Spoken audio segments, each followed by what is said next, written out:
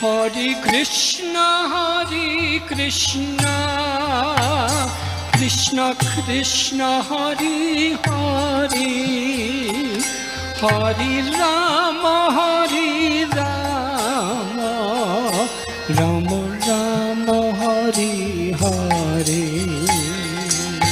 ओम अज्ञानातिमिरन्धस्य ज्ञानाञ्जनशलाकया चक्षुरुन्मिलितं येन तस्मै श्रीगुरुवे नमः। श्रीचैतन्यमनोभीष्टं स्थापितं येन भूतले स्वयं रूप कदा मह्यं ददाति स्वपदान्तिकं।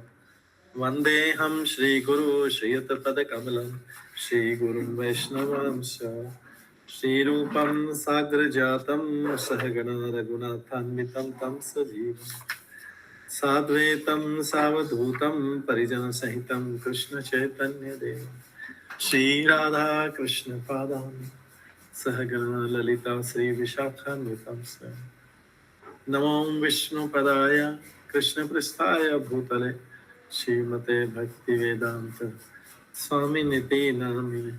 नमस्ते सरस्वती देवे गौरवाणी प्रचारिणे निर्विशेष शून्यवादी पाश्चात्य देशतारिणे वाञ्छाकल्पतरुभ्यश्च कृपा सिन्धुभ्येव च पतितानां पावनेभ्यो वैष्णवेभ्यो नमो नमः। जय श्री कृष्ण चैतन्य प्रभु नित्यानंद श्री अद्वैत गदाधर शिवासादि श्री गौर भक्तवृंद। हरे कृष्णा कृष्णा कृष्णा हरे हरे, हरे राम राम राम हरे हरे। ओम नमो भगवते वासुदेवाय, ओम नमो भगवते वासुदेवाय, ओम नमो भगवते वासुदेवाय। नारायणं नमस्कृत्य नरं चैव नरोत्तमं देवीं सरस्वतीं व्यासं ततो जयमुदीरयेत्। नष्टप्रायेषु भद्रेषु नित्यं भागवत सेवया भगवते उत्तम श्लोके भक्तिर्भवति नैष्ठिकी। कृष्णाय वासुदेवाय देवकी नंदनाय च नंदगोपकुमाराय गोविंदाय नमः। हरे कृष्णा। आज की इस क्लास में सभी भक्तों का स्वागत है। कल हम श्रवण कर रहे थे अध्याय से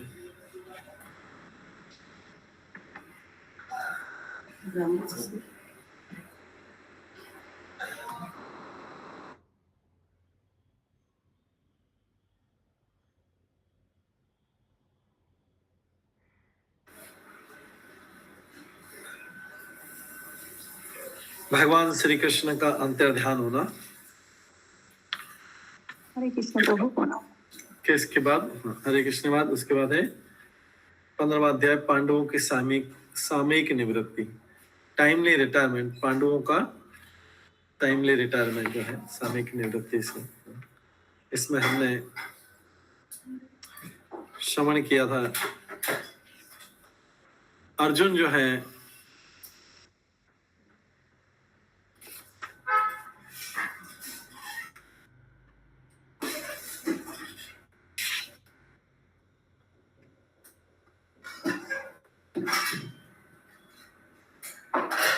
अर्जुन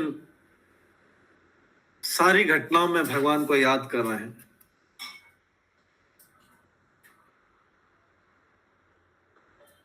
और उसमें बताते हैं कि किस प्रकार से भगवान ने उन्हें अलग अलग प्रकार से सहायता की, अलग अलग समय। उन सब चीजों को याद कर रहे हैं क्योंकि अभी भगवान अंतर्ध्यान हो चुके हैं।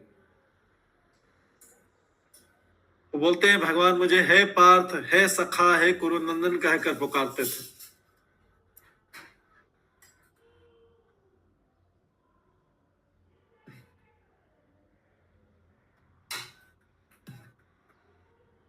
और हम दोनों साथ साथ रहते थे, सोते थे, साथ साथ बैठते थे और साथ साथ घूमने जाते थे। अर्जुन भगवान के साथ अपने बिताए गए समय को स्मरण कर रहा है।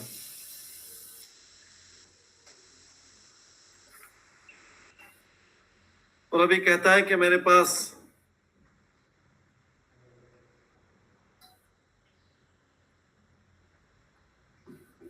अब मैं अपने मित्र तथा सर्वाधिक प्रिय शुभ चिंतक पूर्ण पुरुषोत्तम भगवान से विलग हो गया होता है। मेरा हृदय हर तरह से शून्य सा प्रतीत हो रहा है। उनकी अनुपस्थिति में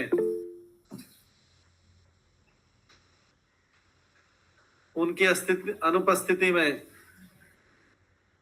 जब मैं कृष्ण की तमाम रानियों का रक्षा कर रहा था, तब मैं अनेक अविश्वस्त ग्वालों ने मुझे हरा दिया था।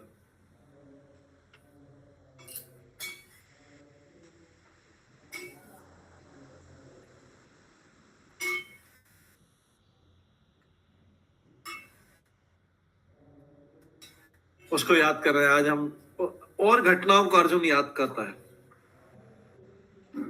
अर्जुन ढूंढ ढूंढ के भगवान की प्रशंसा करने के लिए सारी घटनाओं को याद करता है, किस प्रकार से भगवान ने उसकी सहायता की। हम सामान्य मनुष्य भगवान के द्वारा दी गई घटनाओं को भूलते जाते हैं, और हमारी घटनाओं का हमने क्या क्या बड़े बड़े काम किए।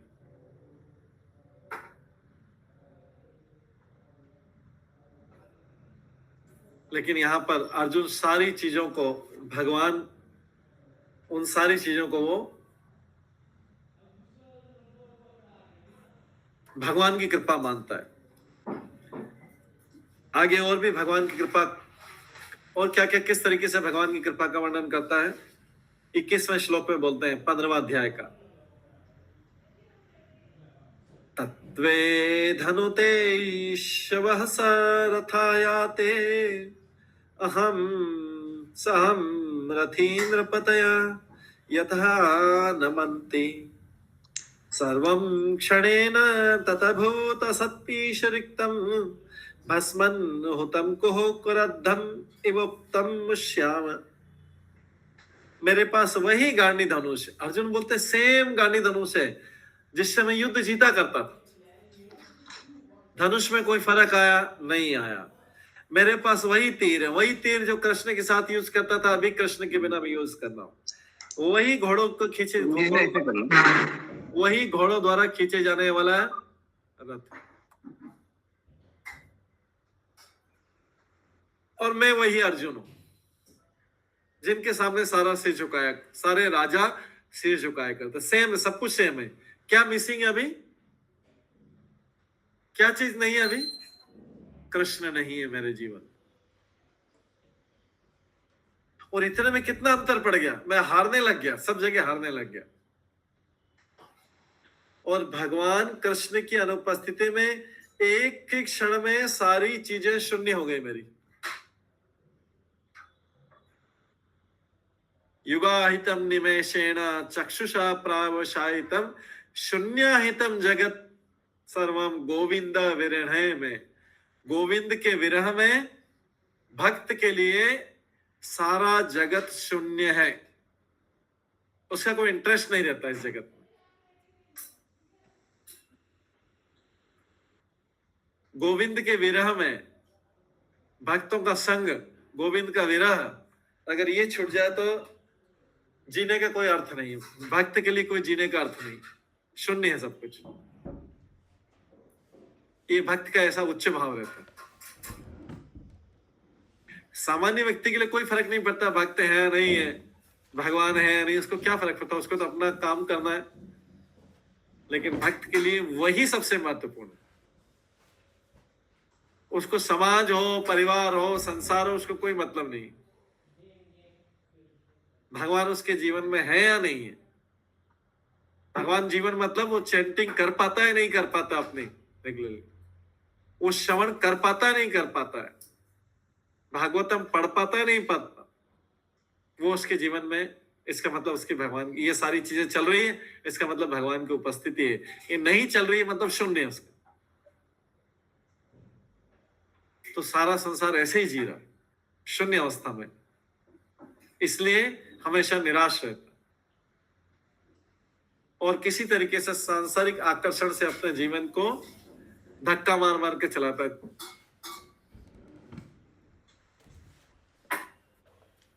जैसे गाड़ी में पेट्रोल खत्म हो जाता है तो खट खट करके फिर थोड़ी रुक के चल जाते, फिर थोड़ी रुक के चल जाते, फिर थोड़ी रुक के चल जाते। तो जिसके जीवन में गोविंद नहीं, गोविंद विरहण में, चैतन्य महाप्रभु भी गा रहे हैं शिक्षाष्टकम में।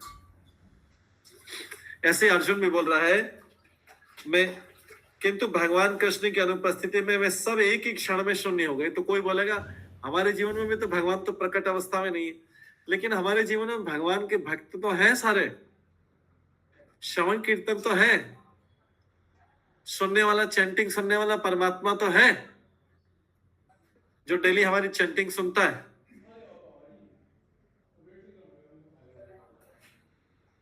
हमारे लिए यही भगवान की उपस्थिति। क्यों हमने प्रत्यक्ष दर्शन नहीं किए, लेकिन अर्जुन ने तो प्रत्यक्ष दर्शन किए थे। हम अभी उतने उच्च अवस्था में नहीं कि प्रत्यक्ष हो, लेकिन हमारी उपस्थिति में भक्तों का संग है, भागवतम का अध्ययन है,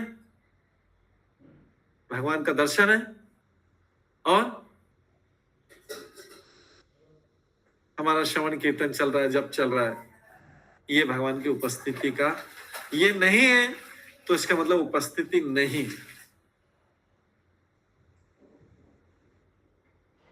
तो अर्जुन बोल रहा है मेरे पास तो सब कुछ वही गांडी धनुष है, तीर है, फिर भी मैं हार रहा हूं, वही रथ है। तो वही अर्जुन जिसके सामने सारे राजा झुकाए, सारे राजा सर झुकाए करते, किंतु भगवान कृष्ण की अनुपस्थिति में एक ही क्षण में सब शून्य हो गए हैं। यह वैसा ही हुआ जैसे राख में घी की आहुति डालना। अब कोई चीज जल गई है, ऑलरेडी नष्ट हो गई है, उसमें घी डाल के क्या करेंगे? ऑलरेडी आग तो बुझ गई है, अब घी डाल के क्या करेंगे?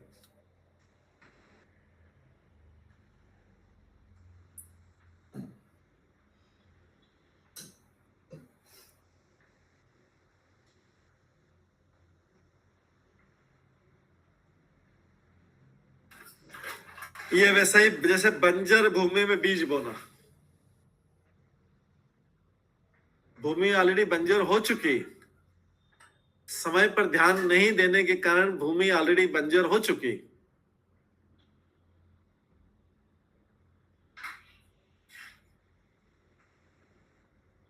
अब उसमें कोई पौधा उग नहीं सकता, अब उसमें कोई पौधा उग नहीं सकता, क्योंकि उचित समय पे वो बंजर भूमि को उपजाऊ नहीं बनाया।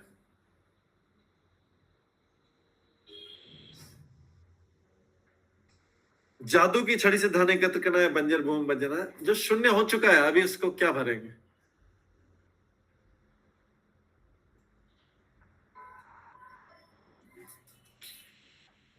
तो यहां पर जो है अर्जुन अपनी ये व्यथा, ये दुख याद कर रहा है और सोच रहा है, क्या सोच रहा है कि मैंने भगवान की उपस्थिति का पूरा लाभ नहीं उठाया।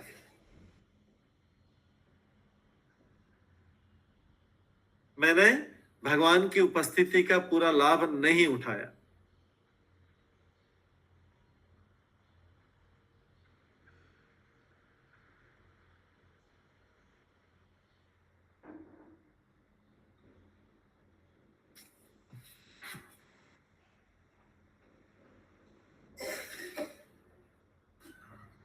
जैसे हमें किसी भक्तों का संग मिले, लेकिन हमें पता ही नहीं चले भक्तों का महत्व।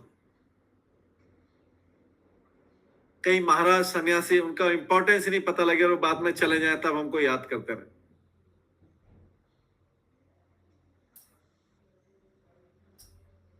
सारी शक्तियां तथा बल परम स्रोत भगवान कृष्ण से प्राप्त होते हैं, और वे सब तक, ये बल और शक्तियां तब तक कार्यशील रहते हैं जब तक भगवान की इच्छा रहती है। उनके न चाहने पर ये सारी चीजें, बल और शक्ति समाप्त हो जाती है। व्यक्ति बेड रिडन हो जाता है, सारी बल शक्तियां समाप्त हो जाती है अगर वो नहीं चाहे तो। जिस तरह सारी विद्युत शक्ति बिजली घर से प्राप्त होती है, और जो ही बिजली घर से डिस्कनेक्शन हो जाएगा, बिजली घर से कनेक्शन कट जाता है, तो सारी चीजें जीरो हो गई, सारे बल्ब बेकार हो गए, बड़े बड़े लाखों के शैंडलियर भी बेकार हो गए।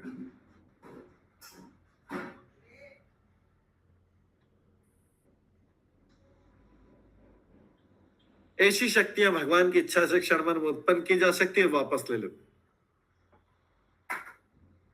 भगवान के आशीर्वाद के बिना, उनके आशीष के बिना आधुनिक सभ्यता तो मात्र बच्चों का खेल है। कैसे है? जब तक माता पिता बच्चे को खेलने देते हैं तब तक सब कुछ ठीक है, और जो ही माता पिता, ये सब छोटे बच्चों की बात हो रही, माता पिता अपनी अनुमति वापस ले लेते हैं, बच्चे खेलना बंद कर देते।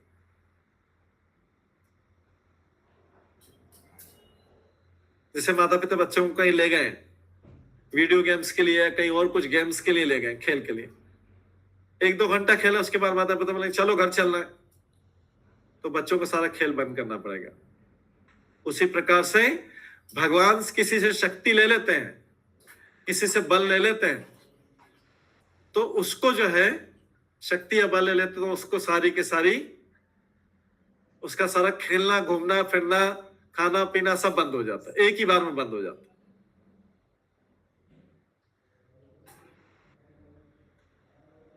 कोई व्यक्ति बहुत अच्छा घूम रहा है, खा पी रहा है, मस्त है, लेकिन उसका भगवान अगर शक्ति ले लेंगे तो उसी टाइम पैरालिसिस हो जाएगा, तो कुछ भी नहीं कर पाएगा, उसका सारा आनंद, मौज मस्ती सब बंद हो जाएगा एक बार में। तो ये भगवान की इच्छा के ऊपर सब कुछ चलता है। व्यक्ति को कारण समझ में नहीं आता क्यों हुआ ऐसा, लेकिन भगवान तो अब व्यक्ति के सारे पिछले पूर्व जन्म के कर्म, इस जन्म के कर्म, सब कर्मों के फलों को देख के उसकी सारी मौज मस्ती बंद हो जाती है अगर पैरालिसिस हो जाए तो।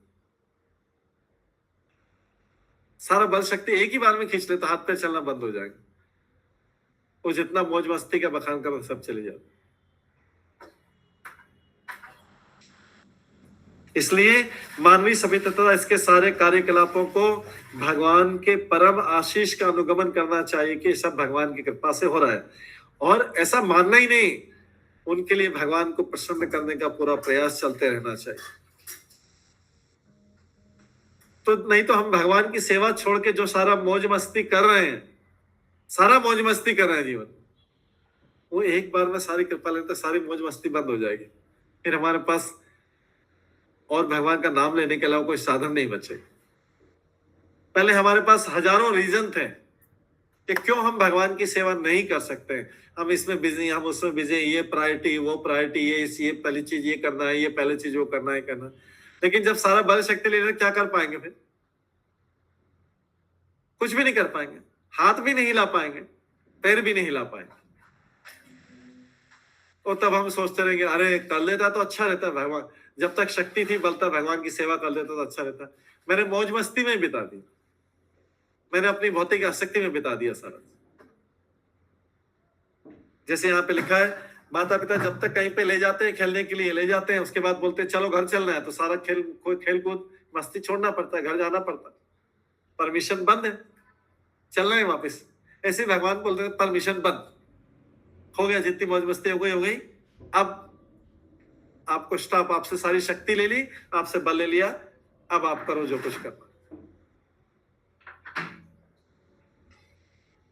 भगवान के आशीर्वाद के बिना मानवीय सभ्यता की सारी प्रगति, मानवीय हमें जितनी प्रोग्रेस कर रहे हैं, जितना धन एकत्र कर रहे हैं, जितना आधुनिक साधन, जितना एंटरटेनमेंट कर रहे हैं, वो सारी चीजें भगवान आशीर्वाद खींच लेंगे, सारी चीजें बंद हो जाती है, और फिर आप कुछ भी बाकी जो कार्यकलाप करेंगे वो शव को सजाने के समान है। एक डेड बॉडी को डेकोरेट करके क्या करोगे? आपके सारे गहने, ज्वेलरीज, आपके सारे हार, कॉस्मेटिक्स, वस्त्र, मित्र, संबंधी सब जीरो हो जाएंगे। डेड बॉडी को डेकोरेट कौन करेगा?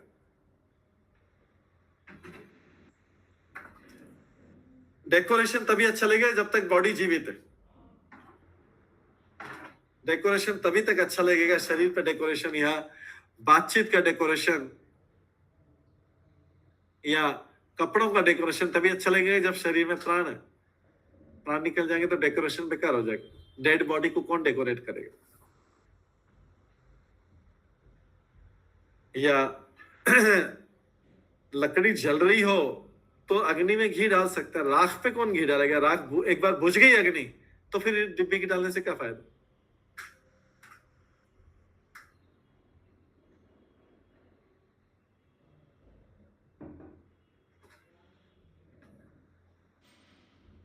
जैसे कोई व्यक्ति सारी चीजों के अभाव में अगर बीमार हो गया तो फिर उसको बीमार हो गया तो उसको, और कोई बीमारी ऐसे कि जिसमें बाद में कुछ असर नहीं होता, बट ये कि बीमारी नहीं बढ़े। बीमार हो गया तो उसमें कितना भी डेकोरेट करते रहो, उसको कितना भी वो खाता रहे पीता रहे, कुछ असर नहीं होने वाला।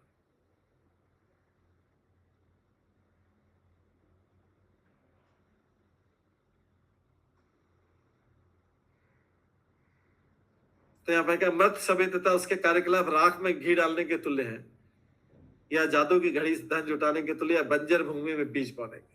भूमि तो हमारे देखते देखते बंजर हो गई, अब उसमें बीज उगेंगे।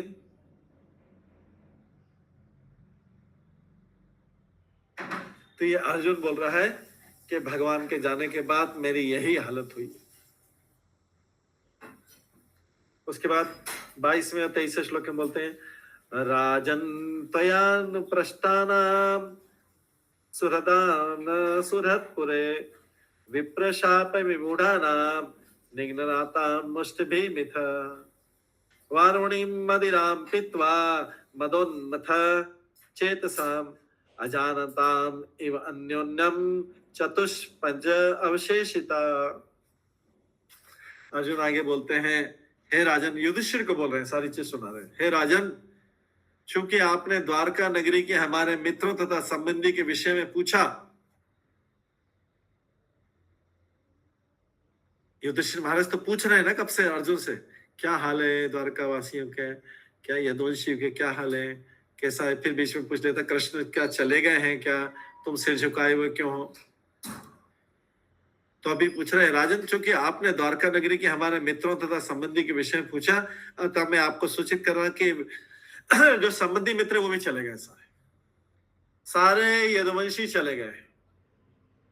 वे, उनको ब्राह्मणों से शाप मिला था, यदुवंशियों को ब्राह्मणों से शाप मिला था। उसके कारण यदुवंशी आपस में ही लड़ भिड़कर चले गए और एक दूसरे को पहचानने के कारण लाठियों से मारते एक दूसरे को मारा। अब केवल कुछ यदुवंशियों को छोड़ के शेष सभी मारे जा चुके हैं।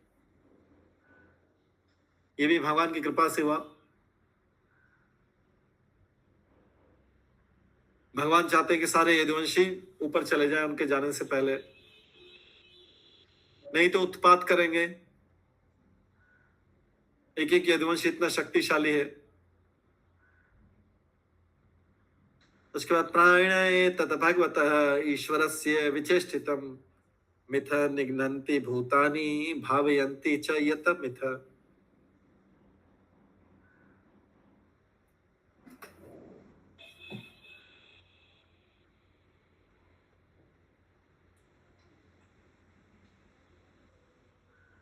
वास्तव में ये सब भगवान की इच्छा के फलस्वरूप है। कभी कभी लोग एक दूसरे को मार डालते हैं और कभी कभी एक दूसरे की रक्षा करते हैं। ये सब भगवान की इच्छा के अनुसार।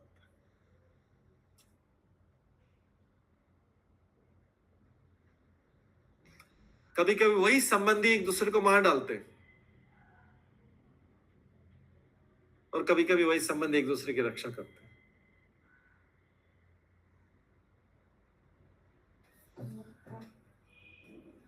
वे नहीं जानते हैं कि प्राकृतिक नियम के पीछे पूर्ण पुरुषोत्तम भगवान का परम निर्देशन है। भगवत गीता में इसकी पुष्टि हुई कि भगवान के निर्देशन में ही प्रकृति का नियम संपन्न होता था। जब भी विश्व में शांति रहती तो इसे भगवान की सदिच्छा समझा जा सकता है।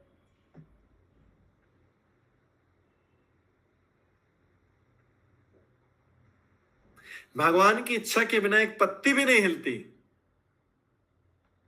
हम देखते हैं तो लगता है पत्ती वायु से हिल रही है, लेकिन वायु क्यों चल रही है? किसने वायु को बोला चलने के लिए? वायु देवता ने बोला। वायु देवता को किसने बोला? भगवान ने बोला।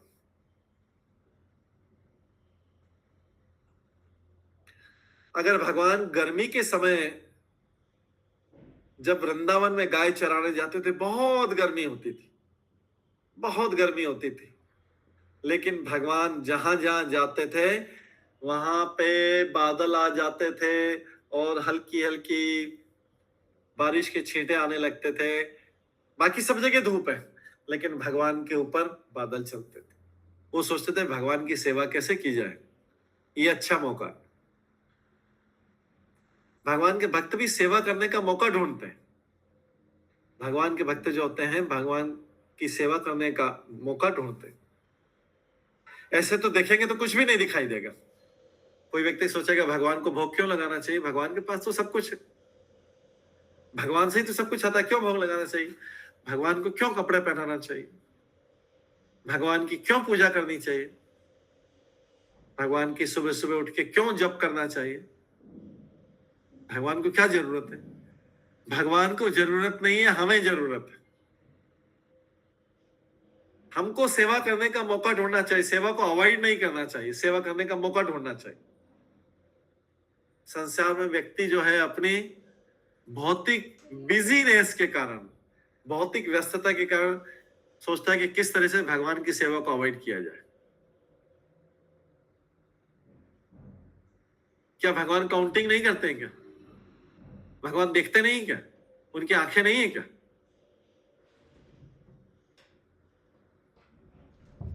अगर किसी भगवान की सेवा में बहुत कटौती कर ली तो क्या भगवान को नजर नहीं आता, समझ में नहीं आता? भगवान तो देखते रहते। उल्टा भगवान का भक्त को तो भगवान की सेवा का मौका ढूंढना चाहिए, कहां मैं सेवा करूं।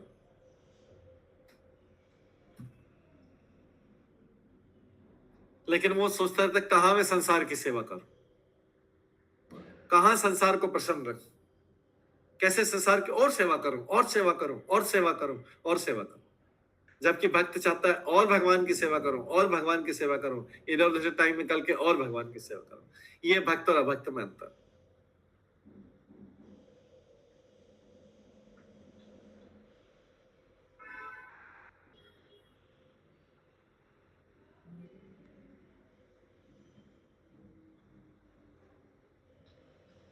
तो भगवान के अतः शांति का निश्चित मार्ग है, शांति का निश्चित मार्ग है। किसी को शांति वास्तव में चाहिए, संतुष्टि चाहिए, तो भगवान द्वारा स्थापित नियमों का पालन किया जाए। स्थापित नियम यह है कि हम जो भी करें वो भगवान के लिए करें। भगवान के अलावा हमारे मन में किसी और का जो भगवान से उच्चतम रूप से संबंधित नहीं है, किसी और का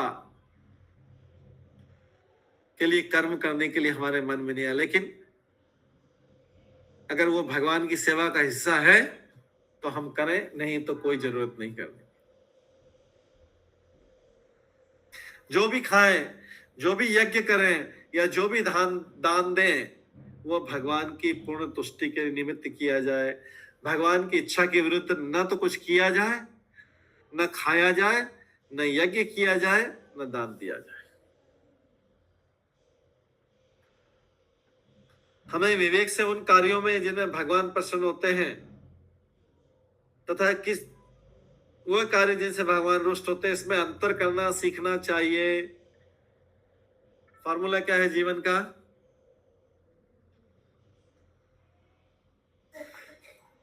कौन सा कार्य किया जाए जो भगवान की प्रसन्नता के लिए, और कौन सा कार्य अवॉइड किया जाए जिसमें भगवान की प्रसन्नता, इसमें अंतर करना सीखना चाहिए।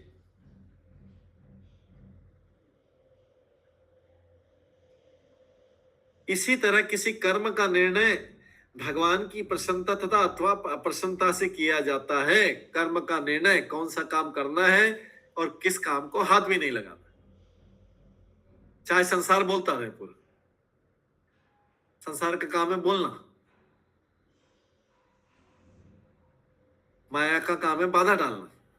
जब भी भगवान के कार्य में बाधा आ रही, मतलब पीछे माया काम कर रही, माया एक्टिव है। भगवान के कार्य में बाधा आ रही, इसका मतलब माया एक्टिव है। और कौन रोक सकता? नहीं तो भगवान के काम करने से और कौन रोक सकता? तो जहां पे भी भगवान का काम कम हो रहा है, समझ लो कि माया स्ट्रांग हो गई है, प्रबल हो गई है, हावी होने वाली, पूरी तरीके से हावी होने वाली और लेके डूब जाएगी।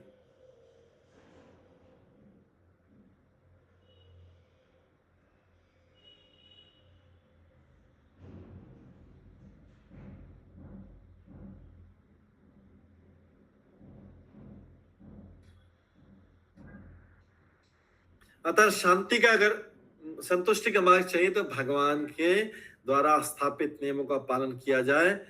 हम जो भी खाएं पिए, यज्ञ करें, जो भी दान दें या जो भी शक्ति का व्यय करें, वो भगवान के लिए होना चाहिए, भगवान की पूर्ण तुष्टि के निमित्त किया जाए।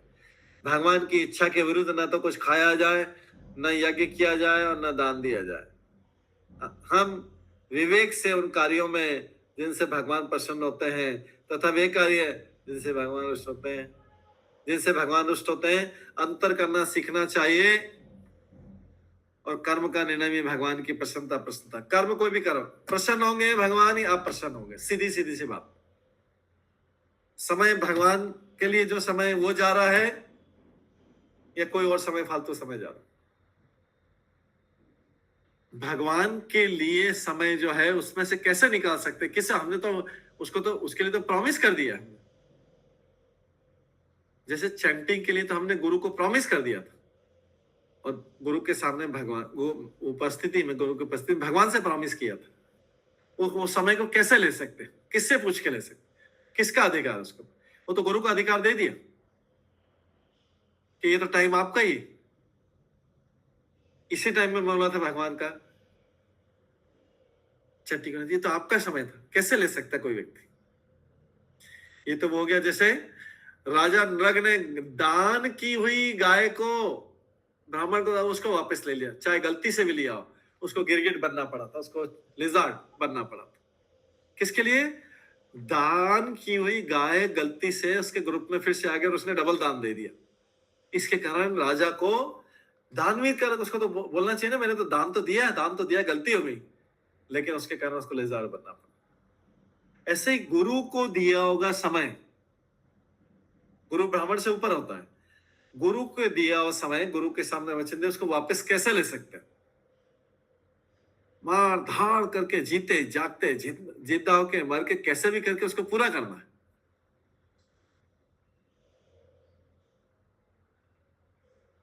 गुरु के दिए गए दान को कैसे ले सकते? अपने ही दिए गए दान को, स्वेच्छा से दिए गए दान को। तो बता रहे हैं कि कर्म का निर्णय भगवान की प्रसन्नता से किया जाता है।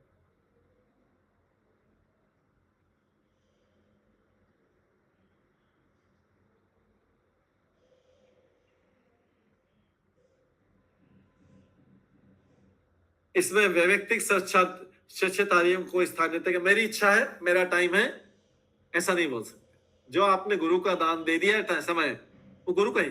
जो भगवान को समय दे दिया वो भगवान का ही, उसमें से वापस कैसे ले सकते हैं? अगर कोई व्यक्ति बहुत बिजी हूँ, आज मैं भगवान की सेवा नहीं कर पाया, आज मैं चैंटिंग नहीं कर पाया, तो चोर है। कोई भी रीजन चलेगा नहीं, आपने कैसे उस समय को कैसे उठा लिया, उसको तो कम करके करा। 24 घंटे में से अगर भगवान के 3 घंटे हमारे पास, 4 घंटे भगवान के, तो 20 ही घंटे हमारे पास में, सारा कार्य 20 घंटे में के अंदर करना है। सारे कार्य को 20 घंटे के अंदर करना। 4 घंटे तो चले गए, ऑलरेडी हमने दान दे दिया, उसको वापस कैसे ले सकते बताइए? किसी से दिया का दान वापस ले सकते हैं?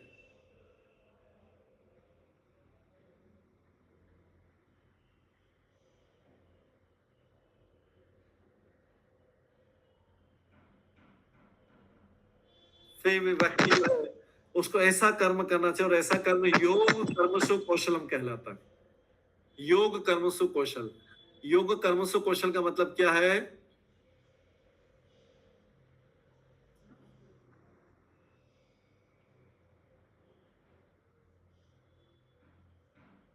योग आर्ट ऑफ वर्किंग।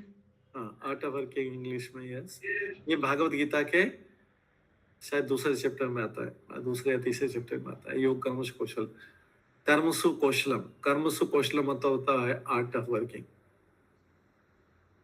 कार्य करने की कला। कार्य करने की कला क्या है? अच्छा, धन कमाने की कला क्या होती है? धन कमाने की कला होती है कि अपनी मेहनत से, अपने श्रम से धन कमाना चाहिए। दूसरे के धन की तरफ आंखें नहीं जाना चाहिए। तो अगर किसी आंखें जाती तो बाद में यमदूत तो लोग आंखें फोड़ देते। नरक में किसी का बार बार दूसरे के धन की तरफ आंखें जाता है हड़पने का, उसकी आंखें फोड़ दी जाती। इसको बोलते हैं धन कमाने की कौशलता, कि अपने ही श्रम से कैसे भी समय निकालो और करो। ऐसे ही योग कर्म सु कौशलम, इस संसार के जो सारा कर्म करने, कर्म आर्ट ऑफ वर्किंग क्या है, कर्म कौशलम क्या है, कि जो भगवान का समय है वो भगवान के लिए यूटिलाइज किया जाए, जो संसार का समय है जो संसार के लिए यूज किया जाए, जो हमारे स्वास्थ्य के लिए समय है वो स्वास्थ्य के लिए यूज किया जाए, और बाकी हमारा जो बिजनेस के लिए, धन कमाने के लिए जो समय है उसको उसके लिए उपयोग किया जाए। जो समय जिसके लिए है, जो समय जिसके लिए, उस पे सारे समय पे हमारा अधिकार नहीं है, क्योंकि हमने प्रतिज्ञा ली है गुरु के सामने कि हम डेली 16 माला करेंगे, मतलब उतना समय, उस समय पे हमारा अधिकार नहीं है। अगर दिन में 24 घंटे के बजाय 20 घंटे होते तो हम कैसे मैनेज करते हैं, बताइए। और अगर 20 घंटे की जगह दिन में 16 घंटे होते हैं तो कैसे मैनेज करते हैं। 16 घंटे में काम चलाना पड़ता ना। तो ऐसा ही कि अगर हमने 24 घंटे, उसमें 4 घंटे भगवान के लिए हैं, 2-2.5 घंटे हमारा जप है, बाकी पूजा है और बाकी ये सब है, तो हम उस 24 घंटे में 4 घंटे को कैसे हाथ लगा सकते? कौन सा तरीका है कि दान देने कोई चीज वापस ले लो? दान दी गई चीज को वापस कैसे ले सकते हैं?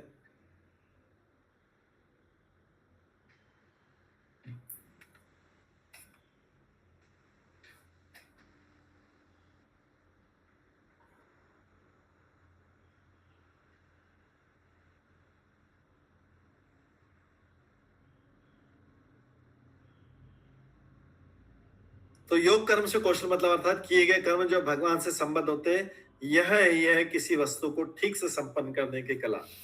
अगर हम भगवान की भक्ति में से समय ले रहे हैं, इसका मतलब है कि हम अपना कार्य एफिशिएंटली नहीं कर रहे, या हमने इस भौतिक संसार की आसक्ति के कारण इतने काम अपने हाथ में ले लिए हैं कि हमको सबसे सस्ते भगवान दिखे और हमने भगवान का समय ले लिया। सबसे सस्ते, सबसे चीप, सबसे लो वैल्यू की चीज हमको भगवान दिखे और उनका ही समय ले लिया। भगवान आज हम बात नहीं कर पाएंगे आपसे, 2-2.5 घंटे की बात नहीं कर पाएंगे आज, क्योंकि हमें बहुत ही संसार का इंपॉर्टेंट काम है। संसार की आसक्ति के कारण हम आपसे आसक्ति नहीं बना पाएंगे। Tata bye bye.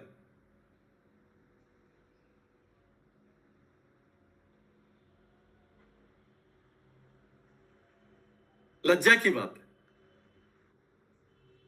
कि भगवान का समय ले लिया।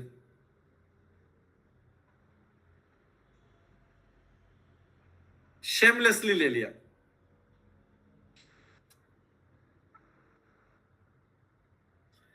क्या किसी का धन हम ले सकते हैं? अगर हमारे पास धन सुरक्षित रखा है तो उसमें से नहीं ले सकते हैं क्या? किसी का गोल्ड पड़ा है उसमें से हम ले सकते हैं क्या? नहीं। उसके बाद बोलते हैं जलोक सामजल यद्दत् महांत अदंत्यणी, जल को साम जले यद्वत् महांत अदंत्यणी यसा द्रुबलान बलिन राजन महांत बलिन मित्थ एवं बलिष्ठे यदुभि महद्भि इतरान विभु यदुन्विजुभि यदुन यदुभि अन्योन्यम भूभारान भूभारान संजहार। हे राजन, जिस तरह समुद्र में बड़े बड़े तथा बलशाली जलचर छोटे मोटे तथा निर्बल जलगणों को निगल जाते हैं, उसी तरह पूर्ण पुरुषोत्तम भगवान ने भी धरती का भार हल्का करने के लिए, निर्बल यदु को मारने के लिए, बलशाली यदु को और छोटे यदु को मारने के लिए बड़े यदु को भिड़ा दिया। भगवान ने भिड़ाने का काम कर दिया।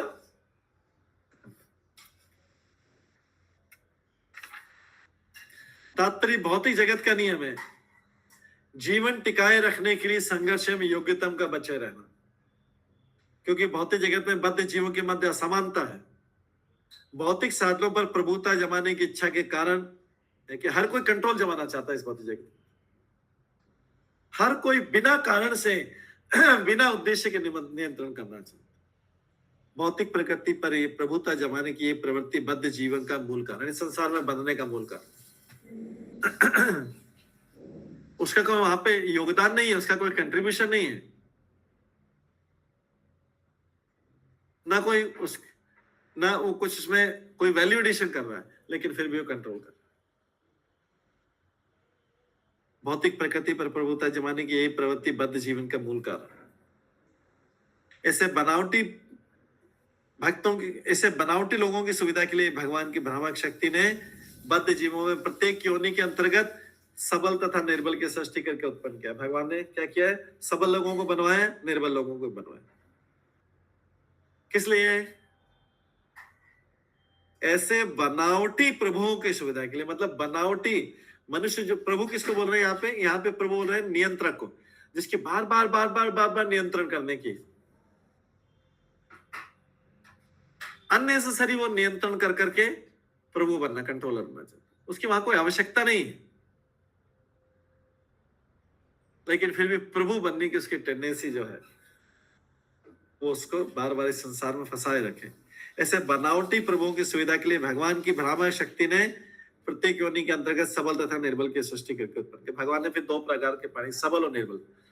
हर सबल उसके निर्बल को खाएगा, एक्सप्लॉइट करेगा। हर सबल प्राणी अपने से निर्बल प्राणी को एक्सप्लॉइट करेगा, शोषण करेगा, और फिर वो जो सबल है उसको कोई दूसरा उससे सबल करेगा, उस सबल से उससे कोई दूसरा सबल करेगा, उसके ऊपर सबल उसके।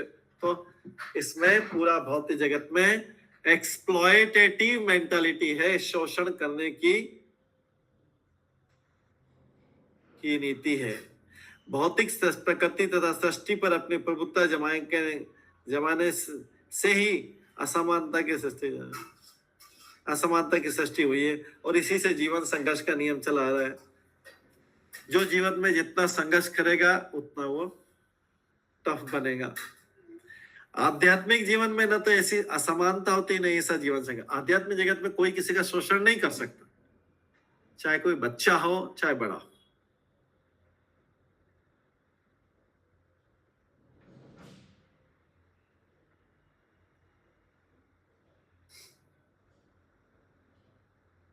एक्सप्लॉइटेटिव मेंटेलिटी रहती, शोषण करने की। जो जितना निर्बल होगा उसका शोषण उतना ज्यादा होगा।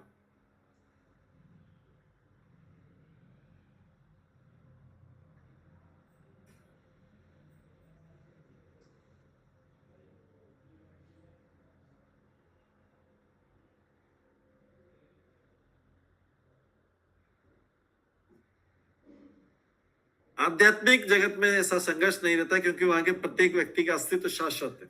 यहाँ भय है, भय के कारण सोचता है जितना जल्दी जल्दी खा लूं, जितने जल्दी शोषण कर लूं उतना अच्छा है। सबका लूट लूं मैं, सबका हिस्सा लूट लूं।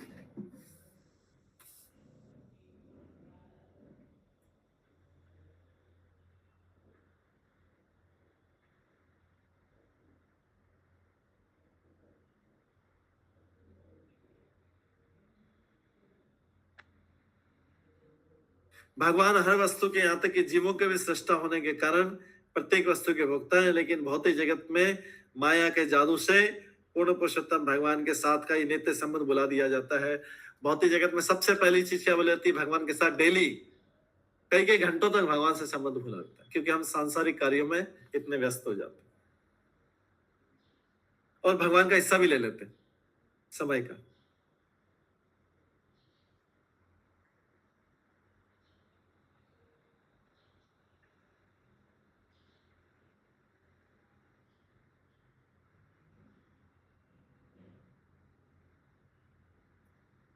भगवान के साथ संबंध बुलाने से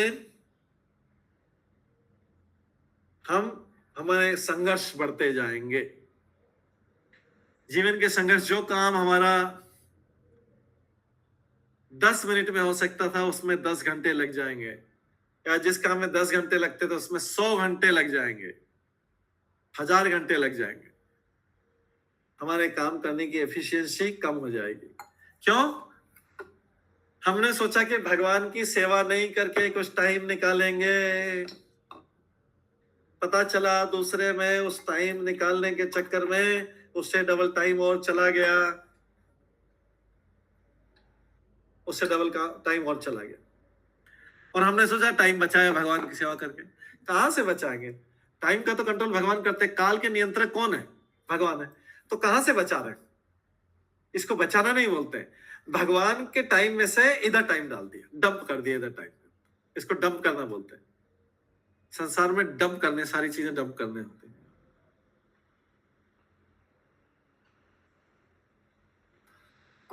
अगर वही टाइम भगवान का भगवान के अकाउंट में रहने देते हैं तो संसार में कम टाइम लगता है उस कार्य को करने के लिए। लेकिन हमें ऐसा विश्वास नहीं है। तो हम डंब जैसे, मूर्ख जैसे उधर से टाइम निकालते जाते हैं और इधर संसार में टाइम डालते जाते हैं। इतने बड़े मूर्ख हैं। हम सोचते टाइम बचा ले रहे, आज तो टाइम बचा लिया, इधर से इधर कर दिया, आज हेरा फेरी कर दी।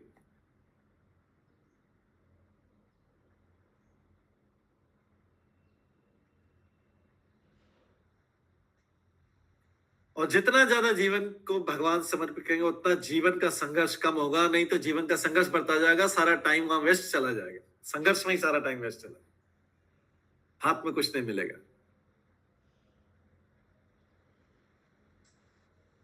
लेकिन हम संसार में टाइम, हम सोचते हैं आज तो हम स्मार्ट बन गए।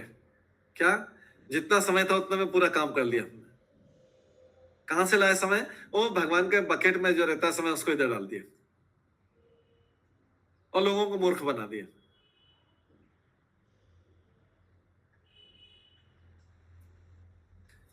इसके बाद नेक्स्ट श्लोक में आता है, देश कालार्थ युक्तानि रत्ताप उपशमानि उपशमानि च हरन्ति स्मरतः चित्तम गोविंद अभिहितानि च गोविंद अभिहितानि में।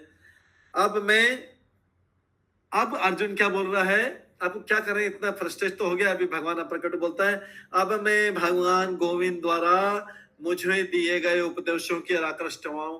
अब मतलब इतना निराश हो गया था। क्या अर्जुन बोल रहा है? भगवान द्वारा उपदेश दिया गया था। कौन सा उपदेश? अर्जुन को दिया था महाभारत में, भगवद गीता का जो उपदेश दिया था, अब मैं उसकी तरफ आकृष्ट हो रहा हूं। क्योंकि वे देश काल की समस्त परिस्थितियों में हृदय की जलन को शांत करने वाले आदेशों से परिपूर्ण है। भगवद गीता में भगवान ने जो आदेश दिए हैं, जो बातें बताई हैं, वे समस्त परिस्थितियों में हृदय के अंदर की ज्वाला को, अग्नि को शांत करने वाली उपदेश है। भगवत के उपदेश अगर उसको ध्यान से समझा जाए, एक मिनट ध्यान से समझा जाए, ठीक है? हाँ दिलीप शाह प्रभु बोलिए। प्रभु जी, ये इस पिछले श्लोक में वो अंत वाला लाइन है ना, लास्ट लाइन, जीवन को शाश्वत रखने के लिए संघर्ष तथा योग्यतम का बचे रहना, नियमों के द्वारा बद्ध हो जाता। यस, योग्यतम का बचे रहना मतलब होता है, इसको इंग्लिश में बोलते हैं survival of the fittest. Survival, Darwin theory, वो सही है क्या? Darwin theory, survival of the fittest. इस भौतिक जगत में मनुष्य को छोड़ के बाकी सारे जीवों पे ये नियम एप्लीकेबल होता है। मनुष्य जो है सर्वश्रेष्ठ इस नियम से बाहर रहता है। सर्वाइवल ऑफ द फिटेस्ट बोलते हैं ना डार्विन में। हाँ वही बोल रहा हूँ, सर्वाइवल ऑफ द फिटेस्ट, वही लिखा है, जीवन टिकाऊ रखने के संग योग्यतम का बचे रहना। अतः जीवन का टिकाऊ रखने के लिए संघर्ष तथा योग्यतम का बचे रहना नियमों के द्वारा बद्ध हो जाता है, अगर वो भगवान से अपना संबंध भूल जाए। अच्छा, ठीक है। किस कंडीशन में? अगर वो भगवान के साथ अपना संबंध भूल गया तो वो भी पशु जैसा हो गया, सामान्य जीव हो गया ना, वो भी पशु जैसा हो गया। जो भगवान के साथ संबंध भूल गया कौन है? पशु है।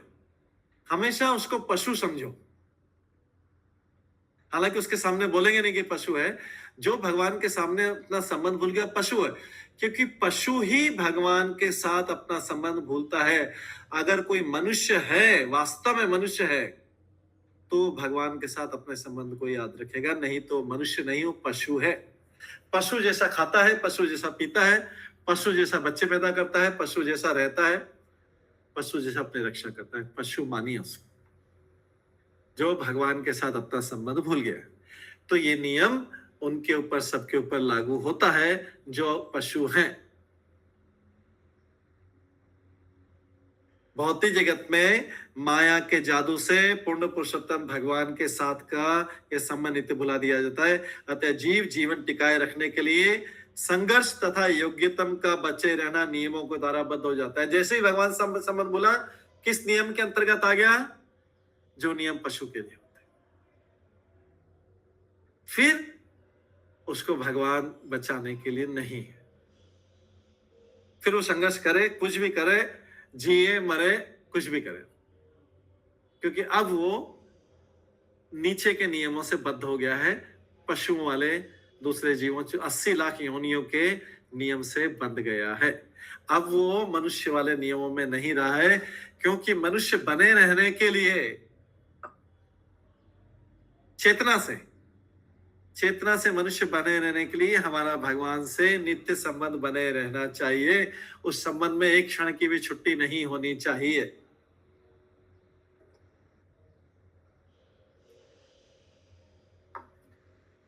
क्लियर है दिलीप साहब प्रभु? हाँ प्रभु, बहुत अच्छा, बहुत अच्छा। हरे एकदम क्लियर होना चाहिए। नित्य संबंध भूल गए मतलब पशु बन गए। वही सर्वाइवल द फिटेस्ट हो गया वो। अपना फिट रहने, फिर उसके बीच में नहीं, उनके पशुओं के बीच में जो संघर्ष सर्वाइवल करेगा। ऑफ द फिटेस्ट चलेगा, उसमें जो भी फिट है। हाँ। शेर है संघर्ष तो करेगा। शेर, हाँ संघर्ष करेगा। शेर है तो अपने नीचे वालों को खाएगा। कोई शेर से बड़ा है तो वो उसको खाएगा, वो उसको करेगा। ऐसा करते हैं, स्ट्रगल करते रहना। लेकिन भगवान से संबंध रखते हैं। हमारा भगवान जितना ज्यादा तीव्र संबंध है, उतना ज्यादा हमारे संघर्ष को कम कर देंगे।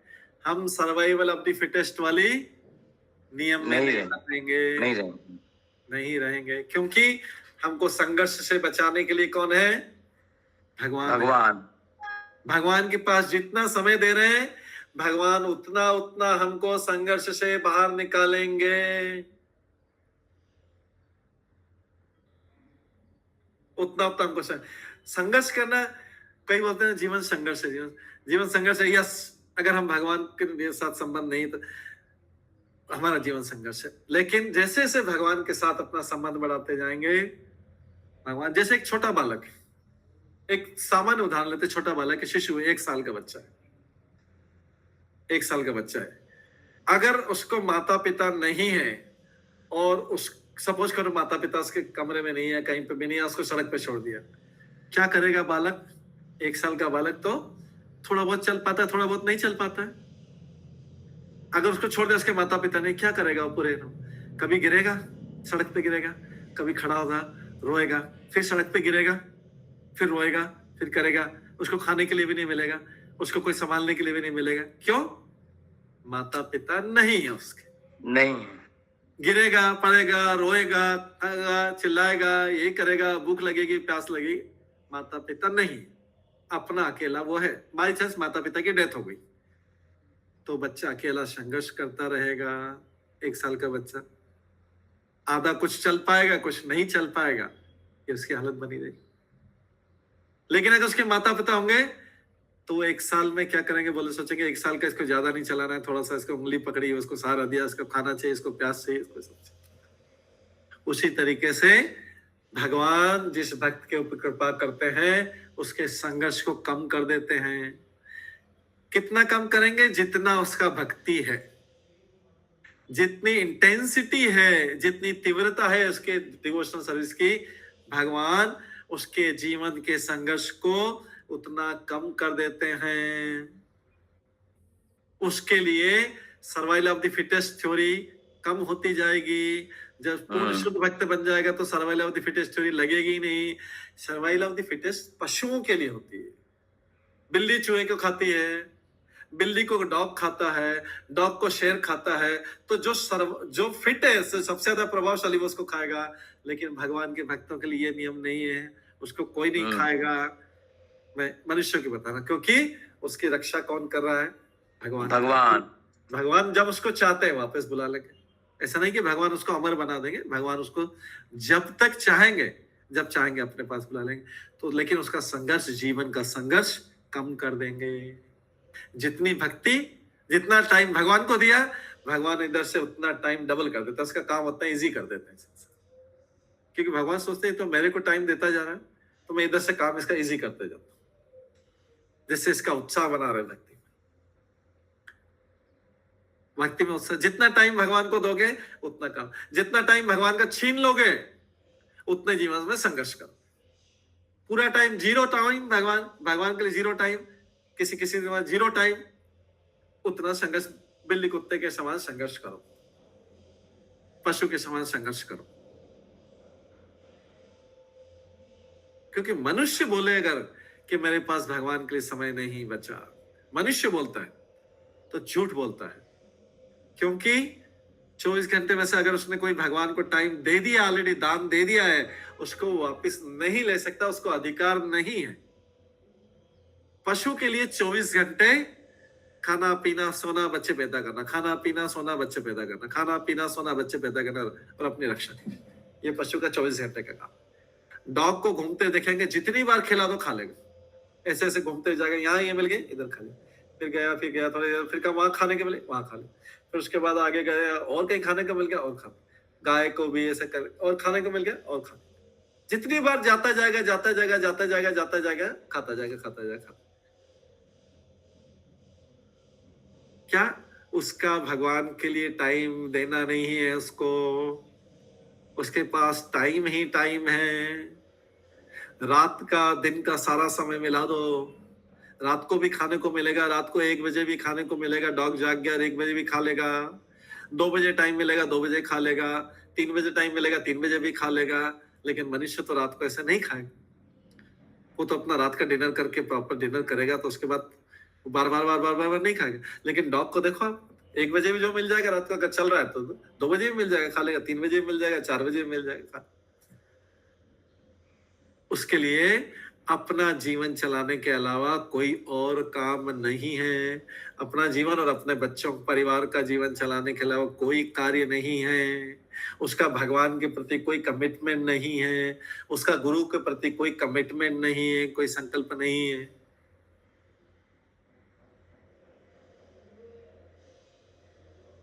तो ऐसे व्यक्ति को पशु समझना चाहिए, उससे ऊपर नहीं है।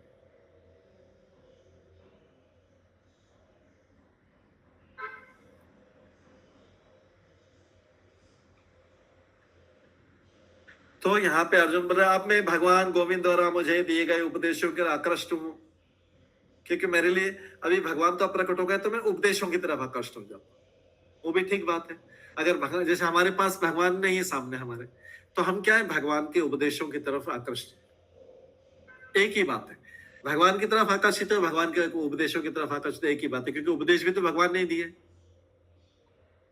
भगवान के नाम, रूप, गुण, लीला, क्रियाकलाप, इनमें कोई अंतर नहीं है, भगवान से संबंधित है सारे। भगवान का नाम ले रहे हैं, भगवान का दर्शन कर रहे हैं, बराबर है। भगवान के बारे में सुन रहे हैं, भगवान का दर्शन कर रहे हैं, बराबर। कोई दोनों में से कोई भी एक चीज कर सकते, और समय मिले तो एक के बाद एक कर सकते। तो इसलिए ये भगवत गीता, यहाँ पर अर्जुन का संकेत भगवत गीता के उपदेश की ओर है। अभी भगवान नहीं तो क्या काम आएगा, उनके उपदेश काम आएंगे। ये उपदेश भगवान ने कुरुक्षेत्र के युद्ध स्थल प्रदान किए थे। भगवान के द्वारा दिए गए उपदेश न केवल अर्जुन के लाभ के लिए थे, न केवल अर्जुन के लाभ के लिए थे, बल्कि समस्त देशों के लिए और समस्त कालों के लिए, हमारे सबके लिए, सब देशों, सब लोगों के लिए और समस्त काल के लिए, मतलब हर समय के लिए उपयोगी। ऐसा नहीं कि भगवान ने 5000 साल पहले उपदेश दिए, अभी मॉडर्न जमाना आ गया है, अभी उपदेश नहीं चलेंगे, पुराने हो गए हैं। नहीं, लाखों वर्षों बाद भी भगवान के उपदेश सेम रहेंगे, यही उपदेश रहेंगे भगवद गीता के, और उतने ही उपयोगी हैं जितने आज उपयोगी हैं, उतने यूजफुल है जितने आज हैं, लाखों साल में भी। क्योंकि भगवान के द्वारा उपदेश दिए गए, भगवान के द्वारा दिए गए उपदेश काल पे, समय पे निर्भर नहीं करते हैं। भगवान के द्वारा उपदेश व्यक्ति के लिए होते हैं, उसके जीवन के लिए होते हैं। तो व्यक्ति तो है ना, व्यक्ति तो जीवित है ना, तो व्यक्ति को तो उपदेश लगेंगे। काल से क्या फर्क पड़ता है? चाहे 1000 साल बाद, 1 लाख साल बाद, व्यक्ति को तो जीना, हम तो रहेंगे ना। हम मतलब हमारी जगह जो भी दूसरे लोग रहेंगे, जो भी व्यक्ति तो रहेगा। ये व्यक्ति के लिए उपदेश, इस समय के ऊपर निर्भर नहीं करते हैं भगवान का। अरे ये उपदेश पुराने हो गए, ये मॉडर्न हो गए, ये करें। अरे भगवान का नाम पुराना हो गया है, अब कुछ नया चीज करेंगे, फैंसी चीज करेंगे, नाम तो पुराना हो गया है। नाम तो पहले वाले लोग लेते थे, अब हम नाम नहीं लेंगे, अब कुछ और करेंगे। ऐसा नहीं होता। भगवान की वाणी ओल्ड नहीं होती। भगवान तो ओल्डेस्ट है। भगवान को बोलेगा पुरातन, हालांकि यंग है, लेकिन भगवान ओल्डेस्ट, सबसे पहले के जीव हैं। जीव भी नहीं, सबसे पहले के जीव तो ब्रह्मा जी हैं, सबसे पहले के अस्तित्व में है। भगवान ही थे, भगवान ही है और भगवान ही रहेंगे। वो जीव भी नहीं, वो भगवान है। उन्होंने पहला जीव जो बनाया ब्रह्मा जी को बनाया। ब्रह्मा जी पहला जीव बने, जीव है इसलिए ब्रह्मा जी की मृत्यु हो जाएगी, लेकिन भगवान जो है हमेशा रहने वाला।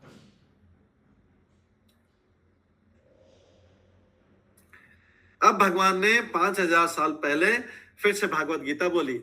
सेम उपदेश है, खाली उसको रिमाइंड कराने के लिए, पुनः स्मरण कराने के लिए, भूल नहीं जाए।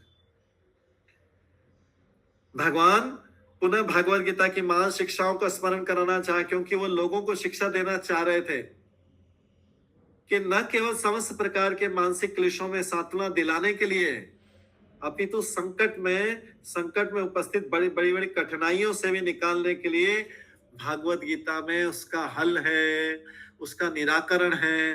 बशर्ते शर्त यह कि हमको भागवत गीता को बार बार बार बार बार बार पढ़ के उसको समझना है, उसको समझना है, उसको समझना है। भागवत गीता का से कौन कौन सी समस्या का निराकरण किया जा सकता है? समस्त प्रकार के मानसिक क्लेशों में सांत्वना दिलाने के लिए, अपितु इसमें नहीं, अपितु संकट उपस्थित होने पर बड़ी बड़ी कठिनाइयों से निकालने के लिए भी भागवत गीता से निराकरण किया जा सकता है। ये प्रभुपाद बोल रहे हैं।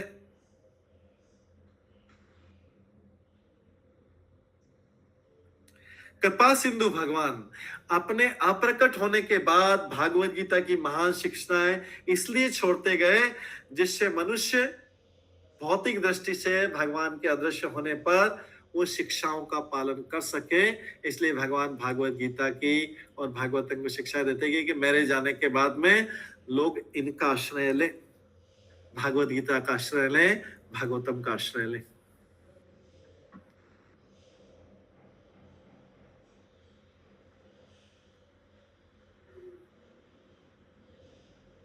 भगवान को अनुमान नहीं लगाना है, भगवान ऐसे हैं, भगवान ऐसे हैं, अनुमान लगाने की जरूरत नहीं। हमारा मन, हमारी बुद्धि बहुत सीमित है, मन बहुत सीमित है, इससे ज्यादा बात समझ में नहीं आ सकती।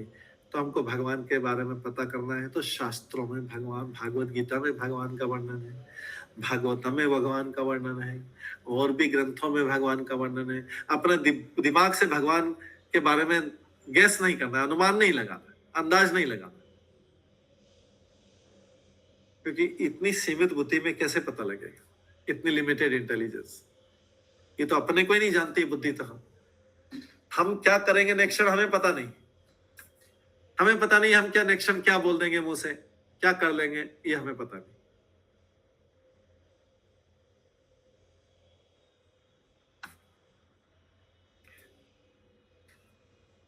लेकिन भगवान जो अवतार लेते हैं वो हमको इस प्रकार शिक्षा देने के लिए, जिससे हम शिक्षा उनके जाने के बाद भी इन शिक्षाओं को फॉलो कर सके। ये भागवत गीता या भागवतम ये भी भगवान के अवतार है। भगवान का एक कृष्ण रूप गया तो उनको उन्होंने अपना अवतार भेज दिया। भागवत गीता, भागवतम ये भगवान का अवतार है। भगवान की वाणी में और भगवान में कोई अंतर नहीं है। भगवान जो शब्द बोल के गए हैं, अगर उस शब्द को पालन करेंगे तो भी इसका मतलब है कि हम भगवान की आज्ञा का पालन कर रहे हैं। हम भी अर्जुन जैसे भगवान की आज्ञा का पालन कर रहे हैं। जैसे अर्जुन भगवत गीता सुनने के बाद भगवान की आज्ञा का पालन करने लगा था, ऐसे हम भी कर रहे हैं। हम क्या कर रहे हैं, हमारे सामने भगवान खड़े नहीं, लेकिन उन्होंने जो अर्जुन को उपदेश दिए वो तो हमारे सामने है ना। भगवत गीता तो हमारे सामने है ना, वही शब्द बोले थे। तो कोई भी मनुष्य भगवत गीता से वही लाभ उठा सकता है जो अर्जुन ने सामने, भगवान के सामने रह के लाभ उठाया था। आज भी कोई भगवत गीता से उपदेश से उतना ही फायदा उठा सकता है जितना अर्जुन ने भगवान के सामने खड़े रहकर उठाया था। क्योंकि अर्जुन को भी भगवान ने सामने लेके उपदेश दिए थे, हमारे लिए भगवान ने लिख के उपदेश दे दिए, कोई उपदेश लिखे हुए नहीं।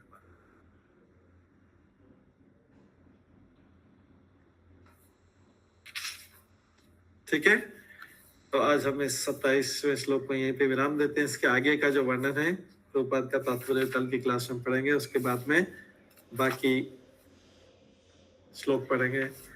सभी भक्तों का बहुत बहुत धन्यवाद। सब भक्तों के लिए एक बार हरे कृष्ण महामंत्र का जप करते हैं। हरे कृष्ण हरे कृष्ण हरे कृष्ण कृष्ण कृष्ण हरे हरे राम हरे कृष्ण